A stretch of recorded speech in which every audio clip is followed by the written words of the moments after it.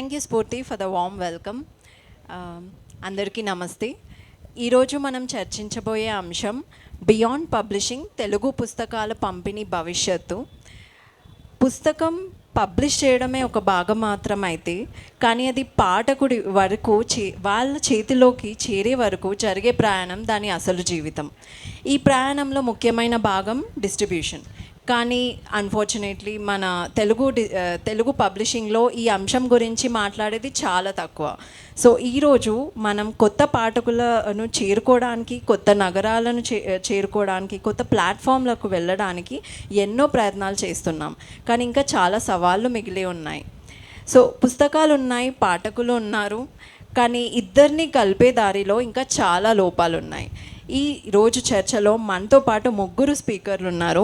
Telugu publishing ప్రపంచంలో చాలా యాక్టివ్గా పనిచేసే వాళ్ళు.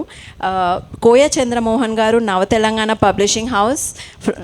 నారాయణ రెడ్డి గారు, నవ Telangana publishing house and Navachetana publishing house. And Aju publications నుంచి శ్వేతా యారం గారు. ఈరోజు ఈ ముగ్గురు స్పీకర్లు మనతో ఈ అంశం గురించి, బియాండ్ పబ్లిషింగ్ గురించి మాట్లాడతారు. So let's start.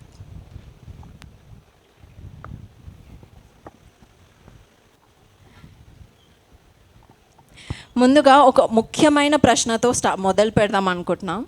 ఈరోజు తెలుగు పబ్లిషింగ్లో బుక్ డిస్ట్రిబ్యూషన్ పరిస్థితి ఎలా ఉందని మీరు అనుకుంటున్నారు?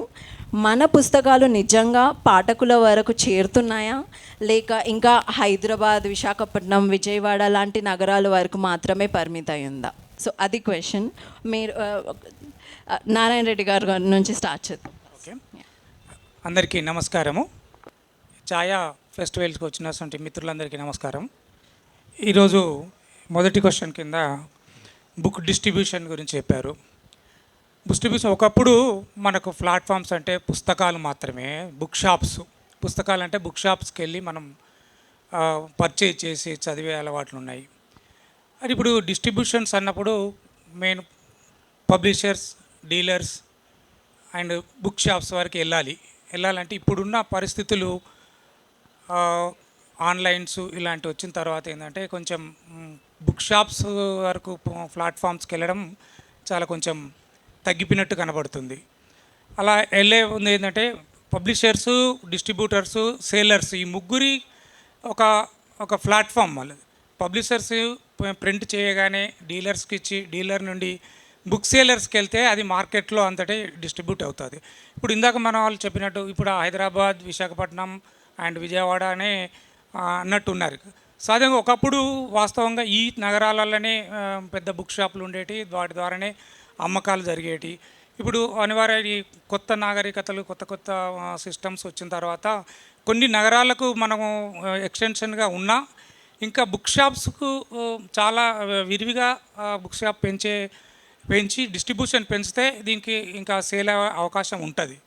కానీ ఇప్పుడు ఉన్న ఆర్థిక వనరులు అండ్ ఈ ఆన్లైన్ వల్ల బుక్ షాప్స్కి అనేది సేలు తక్కువగా నడుస్తుంది. బుక్ షాప్స్ వలన అంటే డిస్ట్రిబ్యూషన్ అంటే పబ్లిషర్స్ ఏ పుస్తకాలు వేసినా మార్కెట్లోకి వెళ్తే దాని ద్వారా పాఠకులకు వెళ్తుంది. అలా వెళ్ళినప్పుడు డిస్ట్రిబ్యూషన్ అనేది కరెక్ట్గా నడుస్తుంది. లేదా ఒక్కొక్క పుస్తకం మనం పబ్లిష్ చేసుకొని మన దగ్గర ఏదో కొన్ని కాపీలు పెట్టుకొని ఆన్లైన్ ద్వారా లేదా మనం పేపర్ అనౌన్స్మెంట్స్ ద్వారా చేస్తే అది పబ్లిసిటీ పాఠకుల వరకు చేరదు. అది అందు గురించి ప్రతి పుస్తకం పాఠకుల దగ్గరికి వెళ్ళాలంటే బుక్ షాప్స్ లేదా ఆన్లైన్స్ విరివిగా మనం డిస్ప్లే పెడితేనే అది పాఠకుల వరకు వెళ్తుంది. అప్పుడు ఆ పుస్తకానికి కానీ ఆ రచయితకు కానీ ఒక గుర్తింపు వస్తుంది. అది మనం డిస్ట్రిబ్యూషన్ అనేది ప్రతి ప్రింట్ చేసిన పబ్లిషర్ కావచ్చు, రైటర్ కావచ్చు, మార్కెట్లకు వెళ్ళే విధంగా దాన్ని కొంచెం మనం రిస్క్ అయినా కొంచెం తీసుకొని బుక్ సెల్లర్స్ దగ్గరికి కానీ, లేకపోతే అమెజాన్స్ కానీ దాన్నిట్లో పెట్టేటట్టు అయితే అప్పుడు డిస్ట్రిబ్యూషన్ అనేది సరిగా జరుగుతుందని నా అభిప్రాయం. Thank you. ఓకే, హలో, నా పేరు కోయ చంద్రమోహన్, తెలంగాణ పబ్లికేషన్స్. వాస్తవంగా ఈ కాలంలో తెలంగాణ నుంచి ఏర్పాటైనటువంటి పబ్లిషింగ్ హౌస్ తెలంగాణ పబ్లికేషన్స్. అయితే ఇప్పుడు నారాయణ రెడ్డి గారు ప్రస్తావించినట్టుగా ఈ పుస్తక రంగంలో పుస్తకాన్ని అంటే భగవంతుడికి భక్తుడికి అని అంటుండగా మనం అలా అసలు పుస్తకాన్ని చదువరి వద్దకు పాఠకుడి వద్దకు తీసుకుపోయేది ఎవరు అంటే బుక్ సెల్లర్సు డిస్ట్రిబ్యూటర్స్. దీని పుస్తక రచయిత ఎంత శ్రమిస్తాడో, ఓ పబ్లిషర్ ఎంత శ్రమిస్తాడో, పుస్తకాన్ని పాఠకుడి దరి చేరకపోతే ఆ పుస్తకం యొక్క విలువ అనేది ఏమి ఉండదు. కానీ ఇవి ఈరోజు ఆన్లైన్ ప్లాట్ఫామ్స్, ఇతర అనేక రకాల సోషల్ మీడియా ప్లాట్ఫామ్స్ లేకపోతే అనేకం వచ్చినాయి. కానీ సాంప్రదాయకంగా మనం గమనించినట్టయితే గతంలో ప్రజాశక్తి కానీ, విశాలాంధ్ర కానీ, లేకపోతే ఎంఎస్కో కానీ బస్సులు రూపంలో ఇప్పటికీ అవి నడుస్తుంది. ఇప్పుడు ఈరోజు విశాలాంధ్ర బహుశా నవచేతన బస్సు మహబూబ్నగర్లో ఉండి ఉండొచ్చు. అంటే పుస్తకం ఒక రచయిత రచయిత పబ్లిష్ చేసుకోవటం అనేది ఇప్పుడు కొత్తగా వచ్చింది. కానీ గతంలో ఓన్లీ పబ్లిషర్సే పబ్లిష్ చేసే పరిస్థితి ఉండేది. కానీ ఆ పుస్తకం చేరాలంటే ఒక పబ్లిషరు లేదా ఒక బుక్ సెల్లరు ఖచ్చితంగా ఒక ఎగ్జిబిషన్ ద్వారానో లేకపోతే అక్కడ ఒక సేల్స్ పాయింటో ఉండాలి. ఇప్పుడు ఉదాహరణకి మనం ఆదిలాబాద్లో, లేకపోతే కరీంనగర్లోనో, నిజామాబాద్లోనో, లేకపోతే ఇటు శ్రీకాకుళంలోనో, లేకపోతే ఇటు హిందూపూర్లోనో, ఆంధ్రాకి వెళ్తే అంటే మారుమూల జిల్లాల్లో బుక్ షాప్స్లో కేవలం బుక్ షాప్స్ అంటే ఏంది, నోట్ పుస్తకాలు, పెన్స్ ఇవి అమ్మే ఉన్నాయి తప్ప పుస్తకాలు, సాహిత్యాన్ని అమ్మేటువంటి పుస్తకాలు ఉన్నాయి అసలు మన తెలుగు సమాజంలో ఉంది ఎవరంటే మొదటి నుంచి ఉన్నటువంటి ఆ సాంప్రదాయకంగా ప్రజాశక్తి, లేకపోతే ఇప్పుడు నవ తెలంగాణ, విశాలాంధ్ర, నవచేతనం తప్ప. ఇప్పుడు దాన్ని సోషల్ మీడియా లేకపోతే మన ఒక సమాజం పెరుగుతున్న కొద్దీ వచ్చినటువంటి ఈ ప్లాట్ఫామ్స్, అమెజాన్, ఫ్లిప్కార్ట్ వచ్చిన తర్వాత ఈరోజు పుస్తకం వేస్తే రేపు చేరుతుంది. అది కేవలం ఆన్లైన్ డిజిటల్ యుగం వచ్చిన తర్వాత.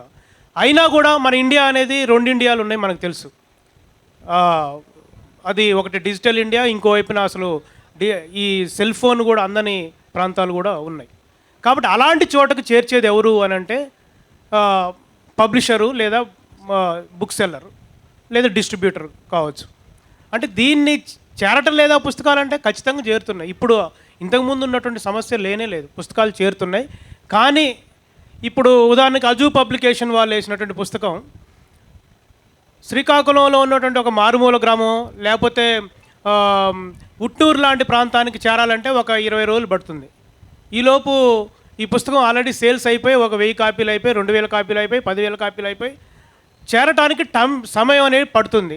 ఎందుకంటే ఈ నవచేతన బస్సో లేకపోతే ఇంకొకరి బస్సో అక్కడికి వెళ్ళాలంటే టైం టేకింగ్. కానీ టెక్నాలజీ వచ్చిన తర్వాత ఇమ్మీడియట్గా రేపే వితిన్ 1 డే డెలివరీ బుక్ కూడా ఈరోజు వచ్చింది.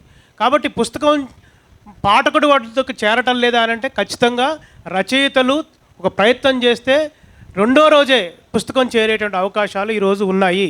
దాన్ని మనం ఉపయోగించుకోవాలి. సరే, నేను క్వశ్చన్ మర్చిపోయాను. పర్లేదు, మళ్ళీ అడుగుతాం. అయితే ఈరోజు తెలుగు పబ్లిషింగ్ బుక్ డిస్ట్రిబ్యూషన్ పరిస్థితి ఎలా ఉందని మీరు అనుకుంటున్నారు? అలాగే పుస్తకాలు నిజంగా పాఠకుల వరకు చేరుతున్నాయా, లేకపోతే హైదరాబాద్, విజయవాడ ఇలాంటి పెద్ద పెద్ద నగరాల వరకే పరిమితం అవుతుందా? అందరికీ నమస్కారం. నా పేరు శ్వేత ఐరం, అజు పబ్లికేషన్స్ నుంచి. నేను ఇప్పుడు తెలుగు డిస్ట్రిబ్యూషన్ని 2 భాగాలుగా ఆలోచిస్తున్నాను. ఒకటి ట్రెడిషనల్ డిస్ట్రిబ్యూషన్, ఇంకొకటి మోడర్న్ డిస్ట్రిబ్యూషన్. మోడర్న్ డిస్ట్రిబ్యూషన్ అంటే కేవలం అమెజాన్, ఫ్లిప్కార్ట్, మీషోలు మాత్రమే కాకుండా అర్బన్ బుక్ షాప్స్లో జరిగేది కూడా మోడర్న్ డిస్ట్రిబ్యూషన్ కిందనే లెక్క కడుతున్నాను. ట్రెడిషనల్ డిస్ట్రిబ్యూషన్ టైర్ 2, టైర్ 3 ప్లేసెస్కి మాత్రమే పరిమితం అయిందని అనుకుంటున్నాను. మోడర్న్ డిస్ట్రిబ్యూషన్ చాలా ఎఫిషియెంట్గా నడుస్తుంది. ఇందాక చంద్రమోహన్ గారు చెప్పినట్టు ఒక్క రోజులో 2 రోజుల్లో పుస్తకాలు అందరికీ చేరుతున్నాయి. కానీ టైర్ 2, టైర్ 3 సిటీస్లో ఈవెన్ విత్ మోడర్న్ డిస్ట్రిబ్యూషన్ ఉన్నప్పటికీ కూడా వాళ్ళకి 1 రోజులో 2 రోజుల్లో చేరవు. అమెజాన్, ఫ్లిప్కార్ట్ వాళ్ళు కూడా 1 రోజు 2 రోజుల్లో ఆ ప్రాంతాలకి చేర్చలేరు.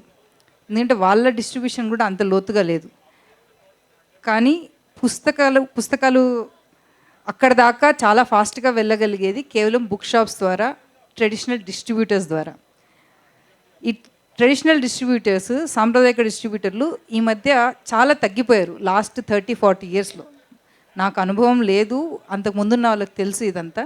బట్ ఇప్పుడున్న పరిస్థితి ఏంటి అని చూస్తే నేను నోరుతో చెప్పగలను, ఒక పబ్లిషర్ దగ్గర నుంచి 500 పుస్తకాలు కొనే డిస్ట్రిబ్యూటర్లు ఎంతమంది ఉన్నారు ఆంధ్ర తెలంగాణలో అని, తెలుగు పుస్తకాలు కొనేవాళ్ళు ఉన్న ఎగ్జిస్టింగ్ డిస్ట్రిబ్యూటర్లు కూడా ఇంగ్లీష్ పుస్తకాలు లేకపోతే అనువాద పుస్తకాలు అమ్ముకొని, లేదా కాంపిటీషన్ ఎగ్జామ్స్కి పనికొచ్చే పుస్తకాలు, అకాడమిక్ పుస్తకాలు ఇవి అమ్ముకొని సర్వే అవుతున్న డిస్ట్రిబ్యూటర్స్ ఉన్నారు. కానీ లిటరేచర్కి సంబంధించిన పుస్తకాలని విరివిగా కొని డిస్ట్రిబ్యూట్ చేసే డిస్ట్రిబ్యూటర్స్ తెలుగులో ఇందాక చెప్పినట్టు వెళ్ళి మీద లెక్క పెట్టవచ్చు, 2-3 ఉంటారు బహుశా అంతే. మిగతా వాళ్ళందరూ స్మాల్ సైజ్ సెల్లర్స్, వాళ్ళని డిస్ట్రిబ్యూటర్స్ అనలేము. Book shop owners or book sellers ఇందాక వాళ్ళు చెప్పినట్టుగా అలా చెప్పొచ్చు. That section of distribution, traditional డిస్ట్రిబ్యూషన్లో టైర్ 2, టైర్ 3 సిటీస్కి పుస్తకాలు తీసుకెళ్ళగలిగే డిస్ట్రిబ్యూటర్స్ లేరు. అందుకనే ఆ ప్రాంతాలకి ఇంకా ఎక్కువగా వెళ్ళట్లేదు పుస్తకాలు. So to answer your question, urban and tier 1 సిటీస్కి వెళ్ళినంత ఫాస్ట్గా పుస్తకాలు టైర్ 2, టైర్ 3 సిటీస్కి వెళ్ళట్లేదు. ఏదో వేలల్లోనూ లక్షల్లోనూ అమ్ముడుపోతున్న పుస్తకాలు సోషల్ మీడియాలో చూసి ఏదో విధంగా సంపాదించుకుంటున్నారు వాళ్ళు.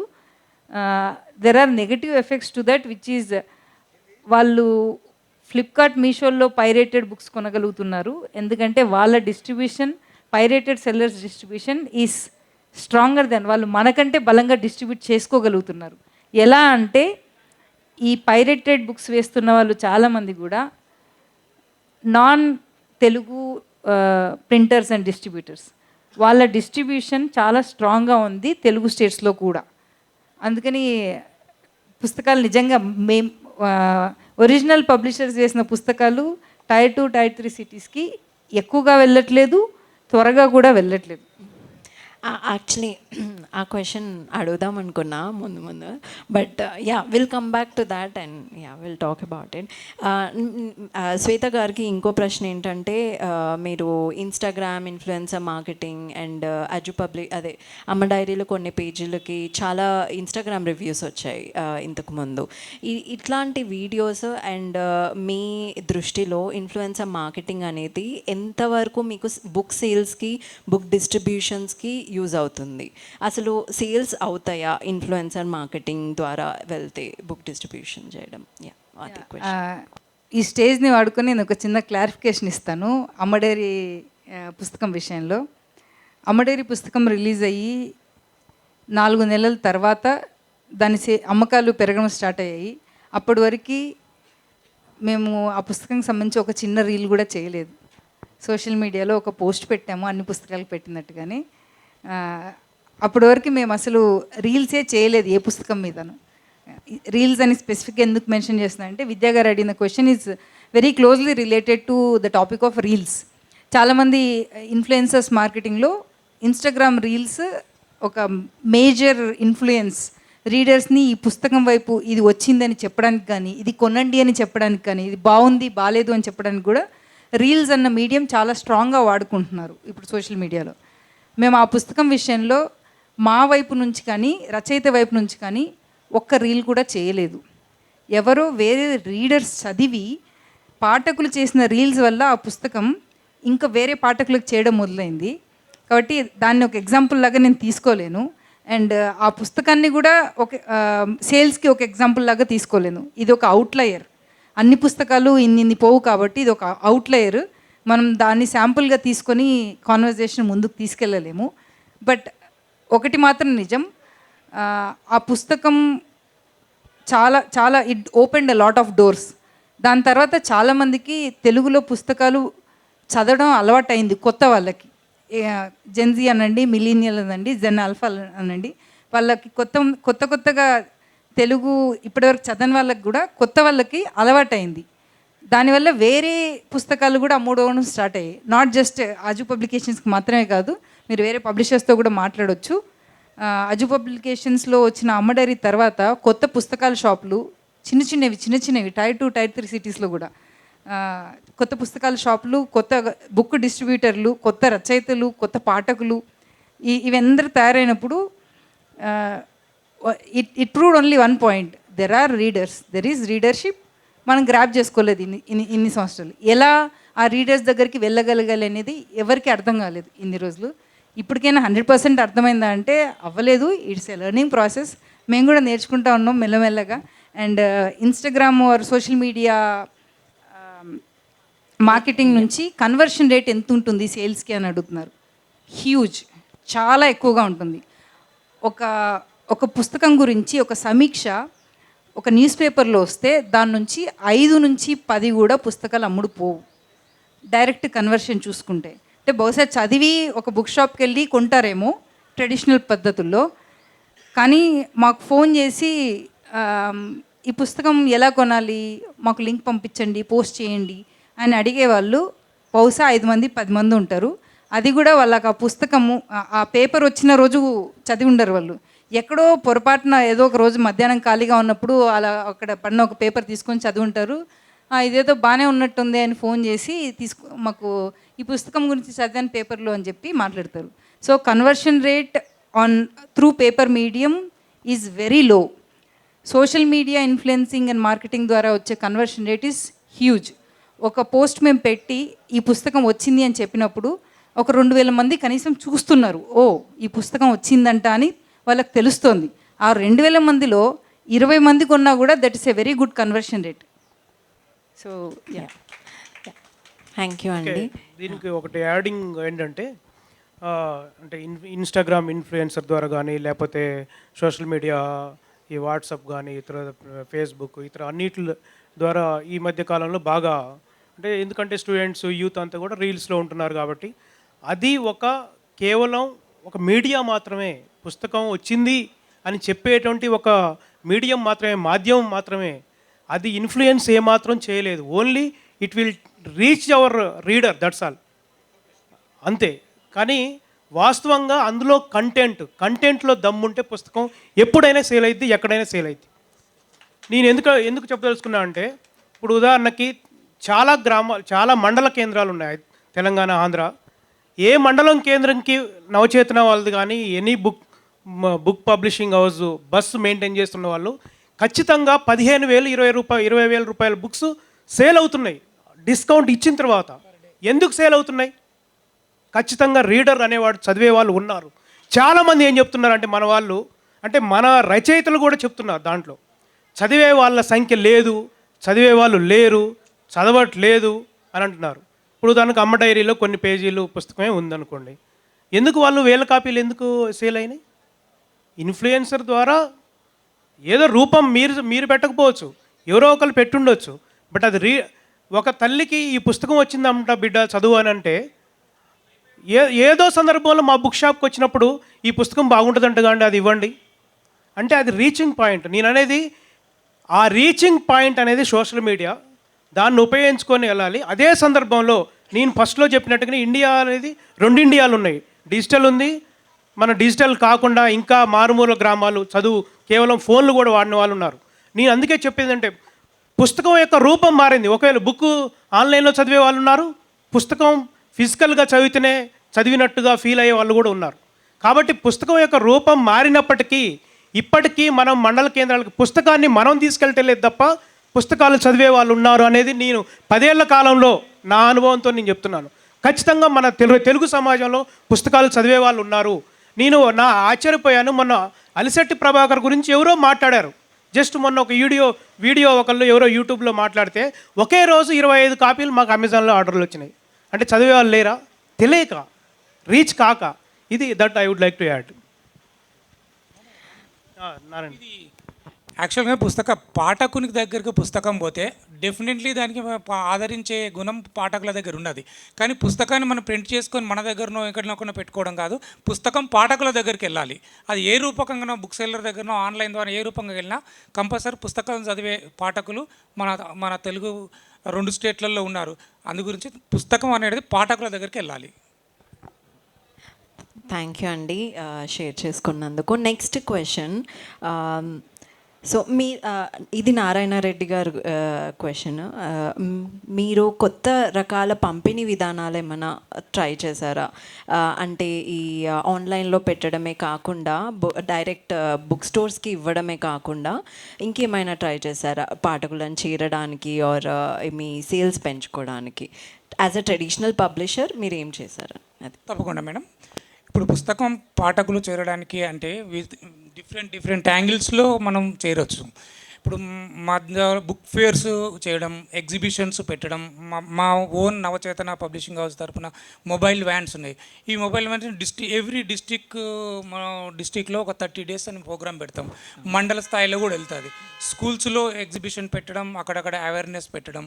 అలా అప్పుడు క్లియరెన్స్ సేల్స్ అని కస్టమర్స్ని ఆకర్షించుకోవడం కోసం క్లియరెన్స్ సేల్స్ అని కూడా పెడతాము. 10 to 50% అని మార్జిన్ పెడతాం, అంటే కస్టమర్ ఆకర్షణ కోసం. అలాగే మన పుస్తకాలు ఇది సేల్ కాకుండా కస్టమర్స్ రావాలంటే స్కూల్స్లో ఎగ్జిబిషన్ పెడితే పిల్లలకు అప్పటి నుండి మనం రీడింగ్ హ్యాబిట్ పెంచుకుంటూ వెళ్తే వాళ్ళు పెద్ద పెరిగినా కొద్దీ ఆ పుస్తకాలు చదివే అలవాటు పెరుగుతుంది. ఆ అలవాటు అంటే పెద్ద పెరిగినా కూడా వస్తూ ఉంటుంది. అలాగే ఇప్పుడు బుక్ ఫేర్స్ ఉంటాయి, అక్కడక్కడ బుక్ ఫేర్స్ పెట్టినప్పుడు అక్కడ పెట్టడం. తల్లిదండ్రులకు కూడా మన అవేర్నెస్ తీసుకురావడం కోసం వాళ్ళకు సంబంధించిన పుస్తకాలు, ఈ పుస్తకాలు వస్తున్నాయి, ఈ పుస్తకాలు చదివితే బాగుంటుంది ఇలాంటి చెప్పడం, స్లోగన్స్ లాంటివి పంపించడము, ఇలాంటివి చేస్తూ ఉంటే మార్కెట్లో మన కొత్త పుస్తకాలకు స్పేస్ వస్తుంది మేడం. మోహన్ గారు, మీరు చెప్తారా ఏమైనా? మీరు కొత్తగా ఏమైనా ట్రై చేశారా యాజ్ అ ట్రెడిషనల్ పబ్లిషర్? నేను 2 వాడతాను, ట్రెడిషనల్ కాదు. ఎందుకంటే ప్రజాశక్తి, నవ తెలంగాణ, విశాలాంధ్ర వీళ్ళంతా ట్రెడిషన్. మేము అంటే కొత్తగా పెట్టిన పబ్లికేషన్స్ కాబట్టి నేను ఏదైనా చిన్న మీటింగ్ జరిగిందనుకోండి, ఒక పెళ్ళి జరిగిందో లేకపోతే ఒక చిన్న మీటింగ్ జరిగిందనుకోండి, అక్కడ బుక్స్ తీసుకెళ్తాం. మా బుక్ సెల్లర్ తీసుకెళ్ళి బుక్స్ పెడతాడు, అదొక పద్ధతి. లేదా మన నెట్వర్క్, సొంత నెట్వర్క్, ఇప్పుడు వాట్సాప్ గ్రూపులు ఇవన్నీ వచ్చిన తర్వాత ప్రతి మండలంలోనో లేకపోతే ప్రతి జిల్లాలోనో రీడర్స్ ఉంటారు. ఆ రీడరే ఇంకొక రీడర్కి, ఠాగూర్ సినిమాలో లాగా అంటే అది ఒక సిస్టమ్ అనేది ఉంది.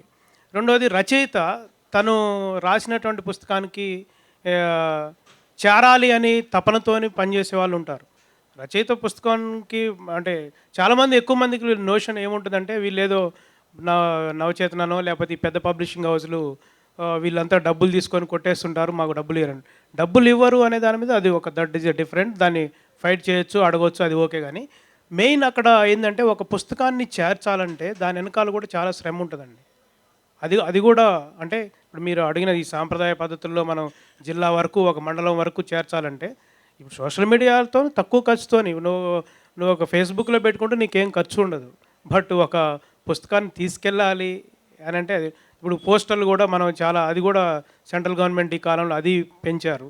రెండోది ఏంటంటే అంటే ఒక పుస్తకం పబ్లిష్ చేయడానికే చాలా కష్టం, అది రచయితకైనా పబ్లిషర్కైనా. పుస్తకం కొంటే జిఎస్టీ ఉండదు, పుస్తకం ప్రింట్ వేస్తే, పేపర్ కొంటే 18% జిఎస్టీ వేసాడు మోడీ. మరి అది నష్టం. అది ఒక రీడర్ మీద, ఒక రచయిత మీద, ఒక పబ్లిషర్ మీద, వీటి అందరి మీద ప్రభావం అనేది ఉంటుంది. వీటన్నీ వెనకాల చాలా క్యాలిక్యులేషన్స్, దాని వెనకాల చాలా ఖర్చు ఇదంతా కూడా ఉంటుంది. కాబట్టి mode of taking the book to the reader అంటే కింద వరకు తీసుకెళ్ళటం అని అంటే సాంప్రదాయ పద్ధతి ఉంది.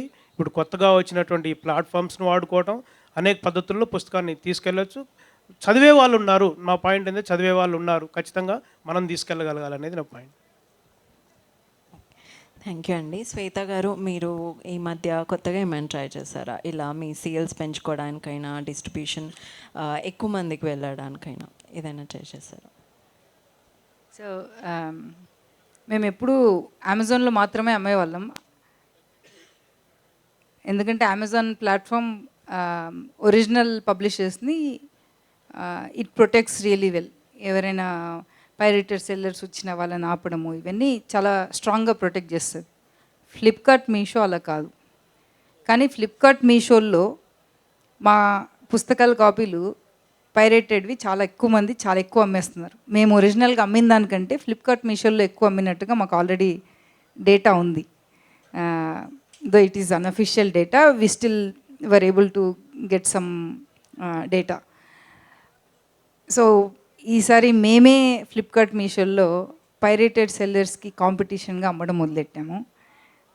చాలా కష్టమైన జాబ్ అది. ఎందుకంటే వాళ్ళు ఒక పుస్తకాన్ని 40-50 రూపాయల్లో ప్రింట్ వేయించుకోగలరు. అండ్ వాళ్ళు ఎవరికి రాయల్టీలు కట్టాల్సిన అవసరం లేదు, డిజైనర్కి డబ్బులు కట్టాల్సిన అవసరం లేదు, దేనికి అసలు రూపాయి పెట్టాల్సిన అవసరం లేదు. కేవలం ఒక బుక్ని 30 రూపాయలు 40 రూపాయలు పెట్టి ప్రింట్ చేయించుకుంటారు. వాళ్ళు పోస్టల్ ఛార్జీల కింద ఆ ప్లాట్ఫామ్స్కి ఇంకో 20 రూపాయలు ఇచ్చినా కూడా 150 రూపాయల పుస్తకం మీద వాళ్ళకి మాకు మిగిలేదానికంటే ఎక్కువ మిగులుతుంది. అండ్ ఆ మిగిలినంతా వాళ్ళకే. మేము ఆ మిగిలిన దాంట్లోంచి మళ్ళీ ఆథర్ రాయల్టీలు కట్టుకోవడము, మా ఎంప్లాయీస్కి పే చేసుకోవడము ఇవన్నీ ఉంటాయి. వాళ్ళ కాంపిటీషన్ మేము ఇవ్వలేము. But we're trying our best and testing that theory that can we compete against our own book pirated sellers. So అది కొత్త ప్రయోగమా మంచి ప్రయోగమా తెలీదు. రిజల్ట్స్ చెప్పాలంటే ఇంకొక 6 నెలల్లో సంవత్సరం తర్వాత మళ్ళీ ఛాయ లిట్ ఫెస్ట్లోనో ఎక్కడో కలిస్తే అప్పుడు చెప్పగలం. ప్రస్తుతం అయితే అది took it as a challenge and trying to see what we can do in that platform. వాళ్ళు కేవలం మా పుస్తకాలు ఒకటే కాదు, చాలామంది తెలుగు రచయితల పుస్తకాలు పైరేట్ చేసి అమ్ముతున్నారు. అన్ఫార్చునేట్ థింగ్ ఏంటంటే ఇందులో మాకు ఆ ప్లాట్ఫామ్ సపోర్ట్ పక్కన పెడితే రీడర్స్ నుంచి సపోర్ట్ దొరకదు. రీడర్స్ దగ్గర నుంచి వచ్చే క్వశ్చన్స్ ఎలా ఉంటాయంటే, మీరు పైరేటెడ్ బుక్ కొనకండి అన్నప్పుడు మీ బుక్ ప్రైస్ 200 ఉంది, నాకు పైరేటెడ్ వాడు 100 రూపాయలకో 120 రూపాయలకో ఇస్తున్నాడు, రెండిట్లో కథ సేమ్ ఉన్నప్పుడు నేను అది కొనుక్కుంటాను, ఇది ఎందుకు కొనుక్కోవాలని అడుగుతున్నారు. But how do we explain to them that మేము ఈ బుక్ని 200 ప్రైస్ పెట్టడానికి దాని వెనకాల మేము పెట్టిన కృషి అంతా ఎంత ఉంది, దీంట్లోంచి యాక్చువల్లీ మాకు 10-20 రూపాయలు మాత్రమే మిగులుతుంది అన్న కాన్సెప్ట్ రీడర్కి ఎంతమంది రీడర్స్కి ఎక్స్ప్లెయిన్ చేయగలం? ఎంత సోషల్ మీడియాలో స్ప్రెడ్ చేసినా, ఎంత అవేర్నెస్ క్రియేట్ చేసినా బహుశా వాళ్ళకి తెలియడానికి ఎకనామిక్గా కూడా మన కంట్రీ ఇంకా చాలా ముందుకెళ్తే తప్ప పైరేటెడ్ బుక్స్ కొనడము మానడం అన్నది రాదు ఇంకా. బట్ యా, ఇది మేము చేసిన కొత్త ప్రయోగాల్లో ఒకటి. ఇంకా రిజల్ట్స్ తెలియదు.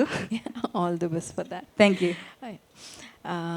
అయితే ఈ క్వశ్చన్స్ ప్రిపేర్ చేస్తున్నప్పుడు మోహన్ గారు ఒక ఇంపార్టెంట్ క్వశ్చన్ అడిగారనమాట. ఇది సో మన బుక్ డిస్ట్రిబ్యూషన్కి గవర్నమెంట్ ఎంతవరకు సహాయపడుతుంది? ఇందాక నారాయణ రెడ్డి గారు కూడా చెప్పారు, మన స్కూల్స్లోకి వెళ్ళి ఇట్లా యూనో అవేర్నెస్ తెప్పించాలి, బుక్స్ సేల్స్ పెరగడానికైనా బుక్స్ గురించి తెలియడానికైనా కనీసం. సో గవర్నమెంట్ ఎంతవరకు హెల్ప్ చేస్తుంది ఇట్లాంటి విషయాల్లో? గవర్నమెంట్ నుండి సపోర్ట్ ఇది ఒక వ్యవస్థలాగా, మనం ఒక పబ్లిషర్ లేకపోతే ఒక వ్యక్తి ఒక రచయితను మారే వ్యవస్థ కాదు. ఇప్పుడు మేడం గారు అన్నట్టు గవర్నమెంట్ నుండి ఇది అవేర్నెస్ తీసుకొస్తే ఇది ఈ మార్కెట్లో ఉపయోగపడుతుంది. ఎందుకంటే వాళ్ళు స్కూల్స్ నుండి బేసిక్ నుండే దీన్ని ప్రారంభించాలి. ఫస్ట్ స్కూల్స్ నుండే ఈ ఒక సబ్జెక్టు మీద కానీ దేని మీద కానీ ఒక అవేర్నెస్ తీసుకొచ్చినప్పుడు వాటికి ఆదరణ అనేది ఉంటుంది. ఇప్పుడు మనం పబ్లిషర్స్గా చేయవలతే ఒక రోజు 2 రోజులు ఒక సంవత్సరమో చేస్తాం, కానీ రోజుల తరబడి సంవత్సరాల తరబడి చేయం. గవర్నమెంట్ అనేది ఇప్పుడు స్కూల్లో ఒక పార్ట్ ఆఫ్ ది తీసుకొని వాళ్ళకు వారానికి 1 రోజు 2 రోజులు ఈ రీడింగ్ హ్యాబిట్స్, ఈ రీడింగ్ మీద పెట్టి వాళ్ళకు అవసరమైతే గవర్నమెంటే ఉచితంగా పుస్తకాలు సప్లై చేసి ఒక రోజు దాని మీద ఒక సెమినార్ లాగా ఏర్పాటు చేసి ఒక పుస్తకం ఒక అబ్బాయికి ఇచ్చి ఆ పుస్తకంని ఏం చదివావు, దాంట్లో ఏముంది ఒకసారి ఎక్స్ప్లెయిన్ చేయమని చెప్పినప్పుడు అక్కడి నుండి స్టార్ట్ అయితే ఆ బేసిక్ నుండి వచ్చింది రాను రాను రాను చిన్నప్పుడు చిన్న స్టోరీస్ చదువుతాడు, పెద్ద స్టోరీస్ చదువుతాడు, కొంచెం ఇంకా స్టేజ్ పెరిగినా కొద్దీ అవేర్నెస్ పెరిగినా కొద్దీ పెద్ద స్టేజ్ వస్తుంది. అందుగురించి గవర్నమెంటే ఇది చొరవ తీసుకొని దీనికి ఒక ప్లాట్ఫామ్ ఏర్పాటు చేసి వాళ్ళకు చిన్నప్పటి నుండి ఆదరణ పెంచి పుస్తకానికి చదివే ఒక అవేర్నెస్ తీసుకొస్తే భవిష్యత్తులో ఇది ఒక మంచి సమాజంగా ఏర్పడుతుంది, మంచి విజ్ఞానవంతులు తీర్చిదిద్దడానికి అవకాశం పడుతుంది. మీరు లైబ్రరీస్కి కూడా ఇస్తున్నారా బుక్స్? 100% మేడం. ఇంతకుముందుకు గవర్నమెంట్ పర్చేజ్ చేసినప్పుడు స్కూల్స్కు దాదాపు ఒక 2010 వరకు ఎవ్రీ ఇయర్ స్కూల్స్కి బడ్జెట్ ఉండేది, స్కూల్స్కి కానీ కాలేజీకి కానీ. ఆ టైంలో కంపల్సరీ స్కూల్ వాళ్ళు వాళ్ళకు నచ్చిన పుస్తకాలు, పిల్లలకు నచ్చిన పుస్తకాలు మా వద్దకే కాదు మిగతా పబ్లిషర్స్ దగ్గరకు వచ్చి కొనేవాళ్ళు.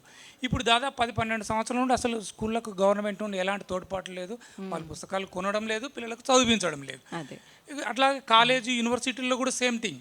ఇంతకుముందుకు సబ్జెక్ట్ పిల్లలకి అన్నప్పుడు స్టోరీ బుక్స్, అవేర్నెస్, సోషల్ సైన్స్లు లేకుంటే ఎక్స్పెరిమెంట్ బుక్స్ ఇలాంటివి చూసేవాళ్ళు. కాలేజీలో వాళ్ళ సబ్జెక్టుకు సంబంధించినది కానీ లేకపోతే వాళ్ళ హిస్టరీ డిపార్ట్మెంట్స్ ఉన్నప్పుడు వాళ్ళ కూడా ఒక్కొక్క డిపార్ట్మెంట్ థౌజండ్స్లో బడ్జెట్లు ఉన్నప్పుడు వాళ్ళు అలా కొని ఆ స్టూడెంట్స్కి అలా అవేర్నెస్ చేస్తాం. ఇప్పుడు అక్కడ కాలేజీలో లేదు, స్కూల్స్లో లేదు.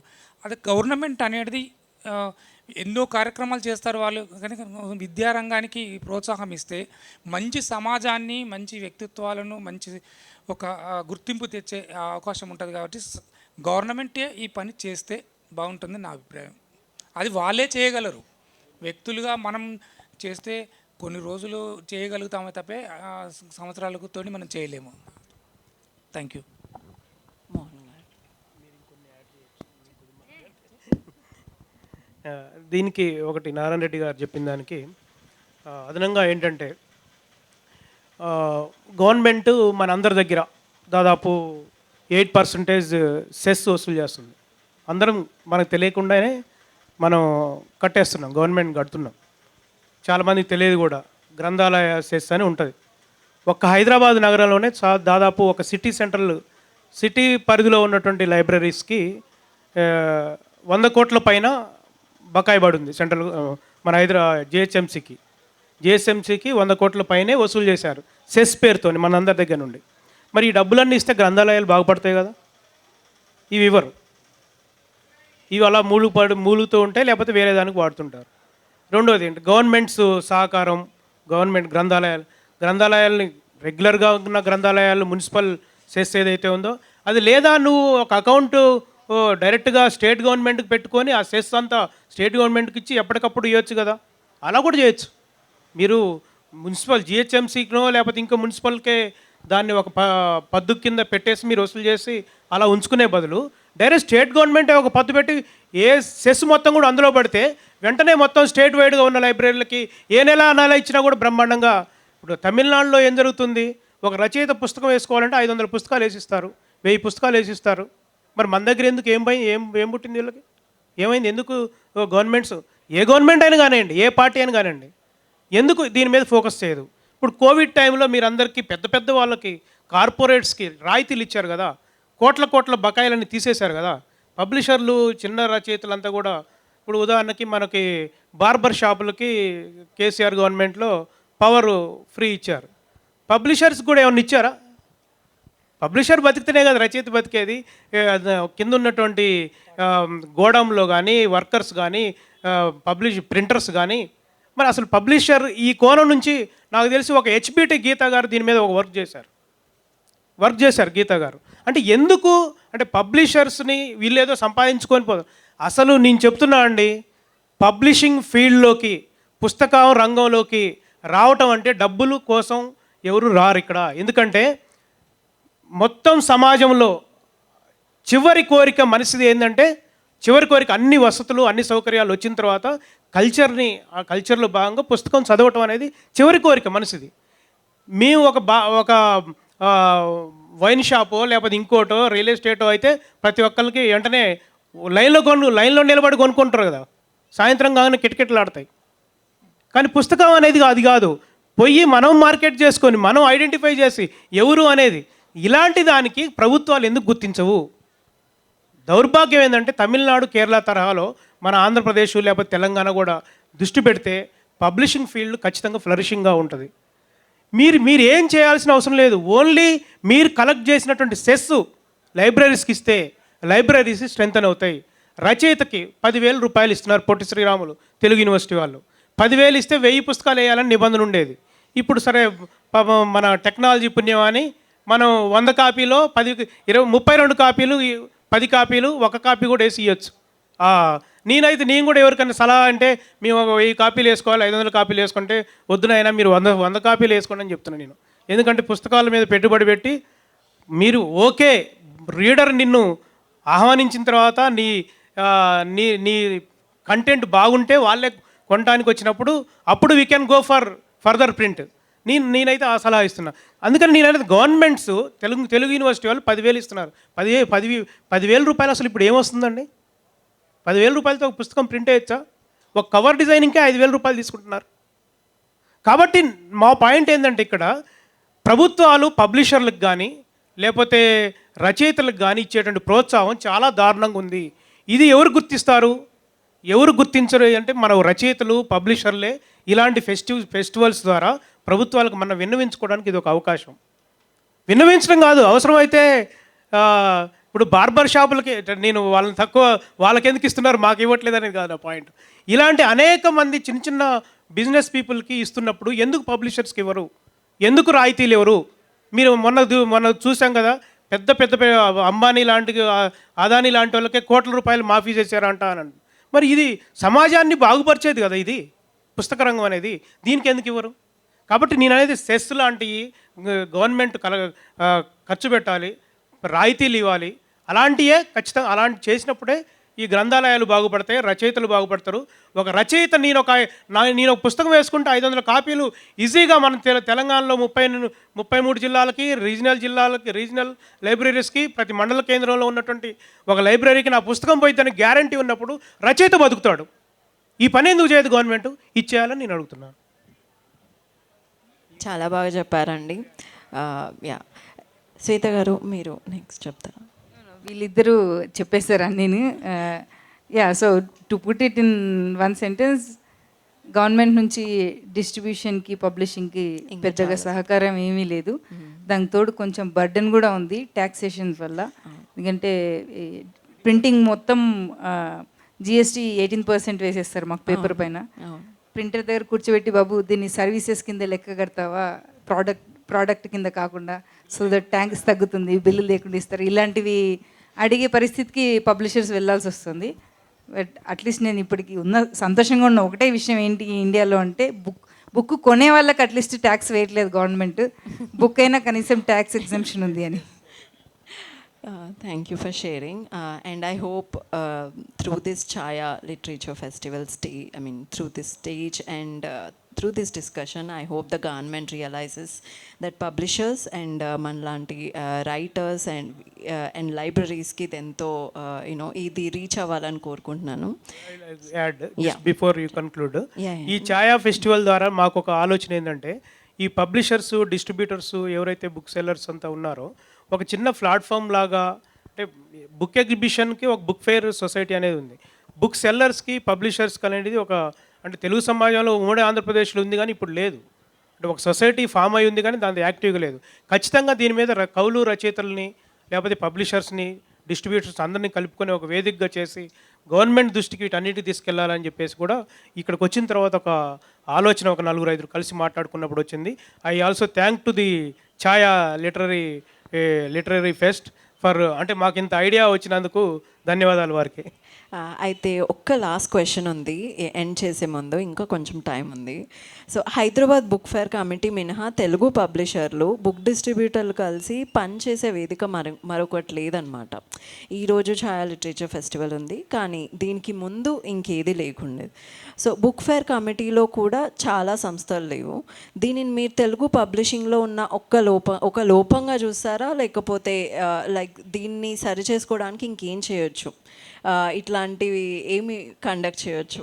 దీనికి ఆన్సర్ చెప్పండి. ఐ థింక్ చాలా వరకు ఈ కమిటీస్ అన్నిటిలో కూడా ఎస్టాబ్లిష్డ్ పబ్లిషర్స్, ఆల్రెడీ చాలా కాలం నుంచి ఫీల్డ్లో ఉన్న ట్రెడిషనల్ పబ్లిషర్స్ వీళ్ళే ఉంటున్నారు. వాళ్ళే చాలా ఫెస్టివల్స్లో, బుక్ ఫేర్స్లో అవి ఎలా నిర్వహించాలి, వాటిలోని అవుట్కమ్ ఏంటి, అవన్నీ కూడా వాళ్ళే డిసైడ్ చేస్తున్నారు. సో కొత్త పబ్లిషర్లని, కొత్త ఆథర్స్ని వీటిలోకి ఆహ్వానించి వాళ్ళకున్న కొత్త ఆలోచనలు కూడా తీసుకొని ఇంప్లిమెంట్ చెయ్యాలి. అక్కడ ఒక పెద్ద లోపం అయితే ఉంది. ఎందుకంటే ఓకే, మేము ఒక 30 సంవత్సరాల నుంచి చేస్తున్నాము, మాకు అనుభవం ఉంది అని చెప్పడం వేరు. కానీ కొత్తగా వేరే స్టేట్స్లోనో, వేరే కంట్రీస్లోనో ఇప్పుడున్న జెన్జీ, మిలీనియల్స్, జెన్జీస్, జెనాల్ఫా వాళ్ళు ఏం కోరుకుంటున్నారు, వాళ్ళందరినీ ఎలా తీసుకురావాలి ఈ బుక్ ఫేర్స్కి, ఫెస్టివల్స్కి, ఆర్ ఈవెన్ గ్రంథాలయాలకి ఎలా తీసుకురావాలి వీళ్ళని అనే ఆలోచన కొత్త పబ్లిషర్ల దగ్గర నుంచి, కొత్త రచయితల దగ్గర నుంచి తీసుకోవడానికి ఈ కమిటీస్ అన్నీ ఓపెన్గా ఉండాలి. అది లేదని నా ఉద్దేశం. అక్కడ ఇంక్లూజివిటీ చాలా తక్కువగా ఉంది. వాళ్ళందరినీ కలుపుకొని వెళ్ళి, ఇక్కడ కొత్త పాత అనేది పక్కన పెడితే మీకున్న అనుభవం మీకుంది, మాకున్న ఐడియాస్ మాకున్నాయి. సో అందరం కలిసి పనిచేస్తే బహుశా ఇంకా బాగా పనిచేయగలం అనుకుంటున్నాను నేను. థ్యాంక్ యూ అండి. నారాయణ గారు. మేడం గారు, మీరు చెప్పిన దాంట్లో హైదరాబాద్ బుక్ ఫేర్ ఒకటే ప్లాట్ఫామ్గా ఉంది. అది సరే, అది సంవత్సరానికి ఒకసారి మాత్రమే ఫేర్గా ఏర్పాటు చేస్తుంది. భవిష్యత్తులో ఏంటంటే పబ్లిషర్స్ అందరూ ఒక తాటికి వచ్చి అది బుక్ ఫేర్ సొసైటీ వేరు, అది వేరు. అది సొసైటీగా ఫామ్ అయ్యి మేడం చెప్పినట్టు కొంతమంది అంతమంది పబ్లిషర్స్ దాంట్లో లేరు. ఉన్నవాళ్ళు కొంతమంది ఉన్నారు. వాళ్ళ ద్వారా అదేదో సంవత్సరానికి ఒకసారి నడుస్తుంది, అదొక ఆప్షన్. అది కాకుండా మనము చేసుకోవాలంటే ఏంటంటే పబ్లిషర్స్ కానీ రచయితలు కానీ ఒక గ్రూప్గా ఏర్పడి దానికి స్మూత్ లెవెల్గా తీసుకెళ్ళి చేసుకుంటే ఇలాంటి ప్రోగ్రామ్స్ మనం ఇంకో ప్లాట్ఫామ్స్ తయారు చేసుకోవచ్చు. దాని ద్వారా చిన్న చిన్న ఈవెంట్స్ ఇప్పుడు ఇలా ఛాయా ఈవెంట్స్లా పెట్టినప్పుడు కాకుండా బుక్ ఫేర్ కాకుండా ఇంకా దాన్ని తెలంగాణ బుక్ ఫెస్టివల్స్ కిందనో లేకపోతే తెలుగు బుక్ ఫెస్టివల్స్నో లేకపోతే లిటరరీ ఫెస్టివల్ కింద రకరకాల నేమ్స్ తోటి పెట్టుకుని తిన అవేర్నెస్ తీసుకొచ్చుకోవచ్చు. కాకపోతే దానికి కోఆర్డినేషన్స్ కావాలి. అది ఎవరు publishers and book sellers and రచయితలు అందరు కలిసి చేయవలసిన కార్యక్రమం. అది అలా చేయాలంటే ఏంటంటే మన ముందు ఒక యూనిటీ కావాలి. ఆ యూనిటీ అయితేనే ఇవన్నీ సాధ్యమవుతాయి. అది చేయాల్సిన భవిష్యత్తులో అవన్నీ జరగాలని మనం కోరుకుందాం. మోహన్ గారు మీరు అంతేనా? ఓకే, ఒక ప్రశ్న. I'm not talking about the ideology here. The publisher, if it is registered by the government, you can give anybody, because people work under that unit, that publications. Workers ఉంటారు, పబ్లిషర్ ఉంటాడు, చాలా కష్టాలు ఉంటాయి. భావజాలం గురించి అసలు మనం మాట్లాడలేదు ఇక్కడ. ఏ భావజాలం అయితే సమాజంలో అన్ని భావజాలాలు వర్ధిల్లుతాయి. లెట్ దెమ్, అది పాయింట్ కాదు. గవర్నమెంట్ భావజాలం ఏదైనా ఉన్నాయి. ఇప్పుడు అందరికీ ఫ్రీ కరెంట్ ఇవ్వట్లేదా? కాంగ్రెస్ ఇస్తుంది కదా. ఆర్ఎస్ఎస్ వాళ్ళకి బీజేపీకి ఇవ్వకుండా ఏం లేదు కదా. ఇది కూడా అంతే. గొడవలే సమాజాలు ఇప్పుడు రావట్లేదా? వస్తాయి. ఫ్రీ బస్ ఇస్తే గొడవలు రావట్లేదా? ఇది కూడా అంతే. పుస్తకం అనేది ఇప్పుడు అక్కడ పుస్తకం కొనమనగానే వాళ్ళు కొనగా దానికి ఒక కమిటీ ఉంటుంది. ఎక్కడైనా వాళ్ళు పుస్తకం అనేది సమాజానికి ఉపయోగపడేవి ఉన్నాయి, ఉపయోగపడేవి ఉన్నాయి, రెచ్చగొట్టేటివి ఉంటాయి, అన్నీ ఉంటాయి. అక్కడ సెలక్షన్ కమిటీ అనేది ఒకటి ఉంటుంది. అది జిల్లా గ్రంథాలయ సంస్థలు కావచ్చు, స్కూల్ ఎడ్యుకేషన్ డిపార్ట్మెంట్ వాళ్ళు ఉంటారు. ఏ పబ్లిషర్ నుండి అయినా వాళ్ళు ఫస్ట్ 1 స్పెసిమెన్ కాపీస్ అడుగుతారు. ఆ స్పెసిమెన్ కాపీస్ మనం సబ్మిట్ చేసిన తర్వాత అప్పుడు వాళ్ళు డిసైడ్ చేస్తారు ఏ పుస్తకం కొనాలి, ఏ పుస్తకం కొనకూడదు అనేది. అది ఇప్పుడు మన ఇష్టమో లేకపోతే పబ్లిషర్ ఇష్టమో ఆడ కొనే వాళ్ళ ఇష్టమో కాదు. కాకపోతే మీరన్నట్టు ఏదో లాబియింగ్ చేసి మనం కొనిపిస్తే చెప్పలేము, కానీ దానికి ఒక రూల్స్ పద్ధతులు అనేవి మాత్రం కంపల్సరీ ఉంటాయి. దాన్ని మనం ఎవరూ మార్చలేము. ఎందుకంటే అక్కడ ఉండే వ్యక్తి, పుస్తకము రచయితకు గౌరవించే వ్యక్తి ఉంటే సాఫీగా నడుస్తుంది. లేదు దాన్ని మనం నచ్చలేదన్నప్పుడు ఎవరు ఏం చేయలేము దానికి. Thank you so much Narayana గారు, మోహన్ గారు ఆన్సర్ చేసినందుకు. ఈరోజు ఇక్కడికి ముగ్గురు వచ్చి బుక్ డిస్ట్రిబ్యూషన్ గురించి డిస్కస్ చేసినందుకు ఇంత చక్కగా, ఇంత మంచిగా. Also thank you so much for Chhaya literature festival for giving us a platform to discuss this very very important topic. Thank you to Chhaya team and thank you for every one.